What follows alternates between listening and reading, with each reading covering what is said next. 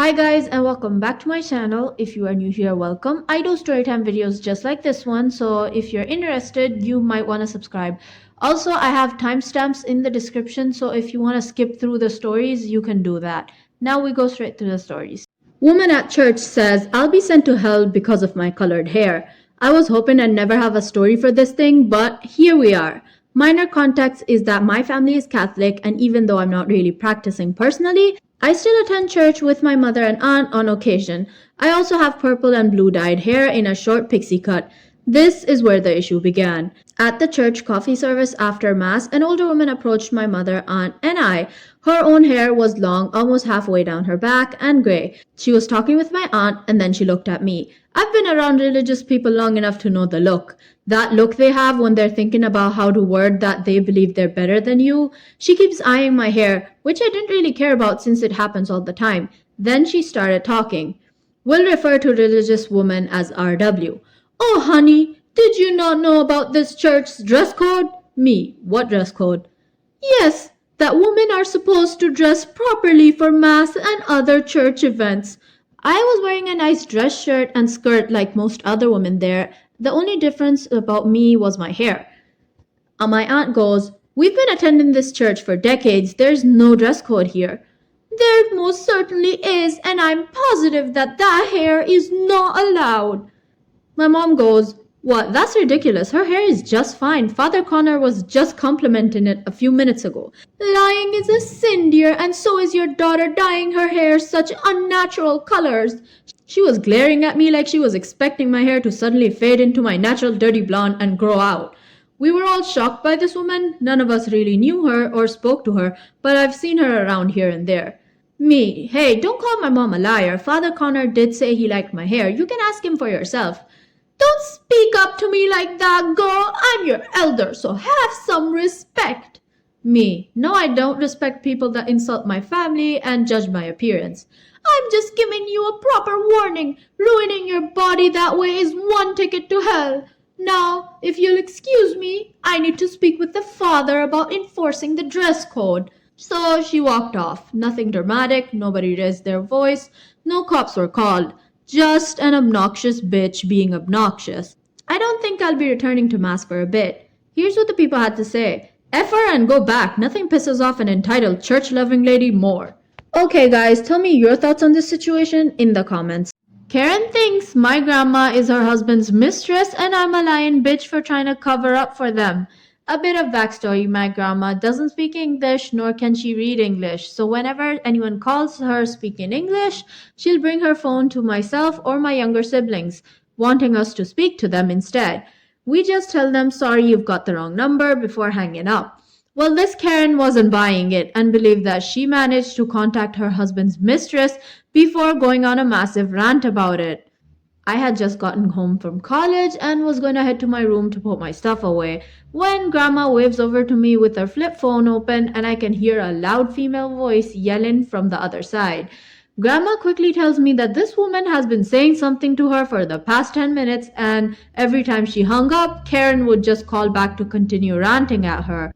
So I take the phone, not realizing what sort of crap show I'm about to walk into. Hello, who's this? Karen. Who's this? Where's that bitch that kept hanging up on me? I'm sorry, but I believe you've got the wrong number. No, I don't. I know this is that slut Marissa's number, and I want to talk to her right now. I'm really sorry, but there's nobody by that name who lives here. Don't you lie to me, you brat. I was just talking to her 10 minutes ago. Put her back on the phone now. I'm really sorry, but my grandma's not this Marissa you're talking about. And she doesn't speak English, nor does she understand English either. Bullshit! I just hear her talking with someone. She heard my grandma talking to me in our native language. I know it's her. Put her on the phone now. Me starting to get annoyed. Who you heard was my grandma talking to me. Then you are Marissa? No, I'm not. And again, you've got the wrong number. Sorry. Click, and I shut the phone. Before I can hand Grandma her phone back, the phone rings again, the same number again. Grandma is just staring at me in confusion and I pick up instead. Why did you hang up on me? Because I've already told you, you've got the wrong number. I'll keep hanging up on you if you keep calling. Also, I'll block your number if you don't stop calling this number. If you hang up on me one more time, I'll have you sued for all the money you owe me from leeching off my husband, you lying bitch. Sure, go ahead and sue me for something I didn't do because you've got the wrong number. Click. Karen just kept calling back before I can block her number and screaming about court dates, divorce papers until Tom enters to check up on my grandma. Tom is my uncle. Grandma must have filled him in on what's happening, because when he came in, he was livid before taking the phone from me and grilling Karen. Hey, who the heck you think you are calling my niece a liar and my mom a bitch? And who the F do you think you are, Marissa's brother or her effing boyfriend? Tom. No, I don't effing know who the heck this Marissa is, and she for sure doesn't live here. So F off and stop calling on this number or I'll have your bitch ass reported for harassment.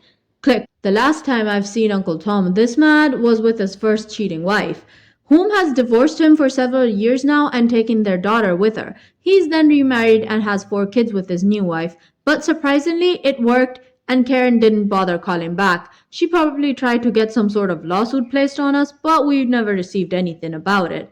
So guys, tell me what you think about this crazy story in the comments, and tell me what you would have done if you were in the girl's position. This entitled mom wants to know why I got to board the plane before her. A little bit of context before I get to the bones of the story. I, 21 female, have never flown by myself before. I was super nervous about it, so I tried to avoid every possible roadblock before I even got to the airport. Last Monday, my flight that I was originally scheduled for was cancelled due to bad weather. Luckily, I was rescheduled, so my flight went from 11:30 p.m. on Monday to 8:30 a.m. on Tuesday. I wasn't super stoked to be up that early, but I was still glad that I was going home for fall break. I got through TSA okay and made it across the airport to my gate. The people at the gate looked a little grumpy, but I just chalked it up to the flight being cancelled the night before. I paid to choose my own seat and for priority boarding, so I get to go on the plane and be done with it. I was also worried about possibly needing a seatbelt extender, so I wanted to spare myself any additional embarrassment and get it over with. I ended up not needing it. The gate agent announced that at 7:45 the boarding process would begin. Those who need assistance first, then military, and then priority boarding. A woman with her mother in a wheelchair boarded, and then a nice old man in a walker and his wife, and then finally the entitled mom and her kids. Entitled mom had 4 teenage daughters with her, and one of them was in a wheelchair. All 5 of them walked up to the gate agent to board, and the following conversation ensued. We are ready to pre-board. My daughter is in a wheelchair. Gate agent. All right, ma'am. Can I see your boarding passes? Entitled mother and her kids all show their phones to the gate agent and he scans them. Gate agent. Okay, ma'am, it looks like the girl is the only one approved for pre-boarding, but I can let one of you board with her if she needs assistance. The girl says, I can board on my own. I don't need any help. Entitled mother. Don't be silly. She needs us to help her. She can't get seated by herself. She is disabled. Right, girls? Entitled mother and her 3 other daughters agree amongst themselves while the girl tries to sink into her chair.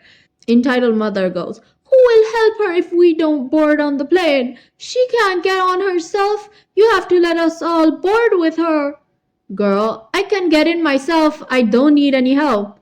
Gate agent says, well, ma'am, if she says she can board on herself, then she can board herself. I'm sure a flight attendant can help her get seated if she needs it. Entitled mother. She needs us to help her. She can't do it herself. Why can't you effing understand? Girl says, I am 17. I can get on the plane myself, mom. Gate agent says, ma'am, she insisted that she can get on her seat herself. So I'll have a flight attendant come assist her on the ramp and you can wait until your group is called.